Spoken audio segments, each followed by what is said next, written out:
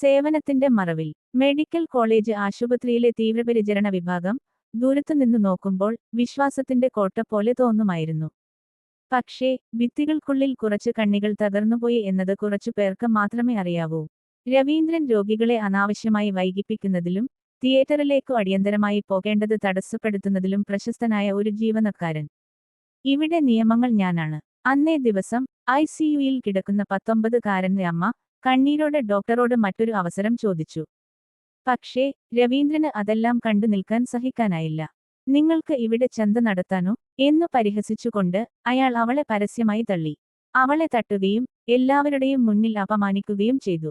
ഒരു ആൺകുട്ടിയുടെ ജീവനിലേക്കുള്ള സമരം കാണാൻ വന്ന അമ്മയുടെ മുഖത്ത് വീണ രൂക്ഷമായ നാഴികക്കല്ലുകൾ സോഷ്യൽ മീഡിയ കത്തിച്ചു. രാത്രി 10 മണിക്ക് ആശുപത്രി അധികാരികൾ രവീന്ദ്രനെ തൽക്ഷണം സസ്പെൻഡ് ചെയ്തു.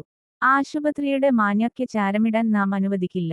പക്ഷേ ചിലരുടെ മൗനം, ചിലരുടെ കണ്ണുതുറക്കാതിരിക്കൽ, ചിലരുടെ തുറിച്ചുനോക്കൽ അവയൊക്കെ രവീന്ദ്രന്റെ ഒറ്റ പിഴവിനേക്കാൾ വലിയ കുറ്റമല്ലേ? സേവനത്തിന്റെ മറവിൽ കുറെ വേദനകൾക്കും അവമാനങ്ങൾക്കും ഉറച്ച ഇടമായി. ഒടുവിൽ രക്ഷിതാക്കളെയും രോഗികളെയും സംരക്ഷിക്കാൻ ഒരു മാർഗം വന്നു. സത്യവും കരുണയും. അല്ലെങ്കിൽ ഒരു ആശുപത്രി ഭീതിയുടെ